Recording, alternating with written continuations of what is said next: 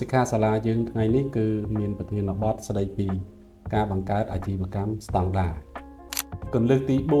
4ស្ដីពីការបង្កើតស្តង់ដារចំពោះការប្រស្រ័យទាក់ទងបាទហេតុអីបានការប្រស្រ័យទាក់ទងយើងត្រូវមានស្តង់ដារដែរព្រោះថាដើម្បីឲ្យយើងមានការប្រស្រ័យទាក់ទងបានល្អកំណត់ឲ្យបានច្បាស់ពីព័ត៌មានត្រូវចែករំលែកតាមមធ្យោបាយបែបណាជាធម្មតាយើងតែងតែផ្ដល់ព័ត៌មានទៅឲ្យអតិថិជន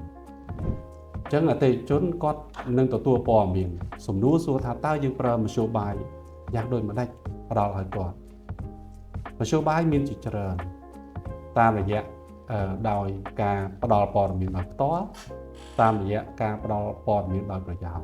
បានន័យថាដោយផ្ទាល់គឺយើងចូលរួមមានការណាត់ជួបផ្ទាល់ជាមួយនឹងអតិថិជនដើម្បីផ្ដល់ព័ត៌មានហើយដោយប្រយោលនេះគឺយើងផ្ដល់ទៅតាមរយៈការផ្ដល់ជា message តាមរយៈ Telegram Messenger ហើយតើយើងតាក់ទងជាមួយនឹងអតិថិជនរបស់យើងជាញឹកញាប់តាមប្រព័ន្ធមួយណានេះទៅតាមក្រុមហ៊ុនរបស់យើងមួយដែលគាត់ធ្វើការផ្ទាល់ជាមួយនឹងអតិថិជនអ្នកខ្លះគាត់ប្រើ Telegram ខ្លះណាគាត់ប្រើ Messenger អញ្ចឹងទៅបាទអញ្ចឹងវាអាស្រ័យទៅលើក្រុមហ៊ុនណាក្រុមហ៊ុនគាត់ធ្វើការជាមួយនឹងអតិថិជនហើយគាត់គិតថាមធ្យោបាយដែលមានប្រសិទ្ធភាពសម្រាប់គាត់ប្រើប្រាស់ជាមួយអតិថិជនរបស់គាត់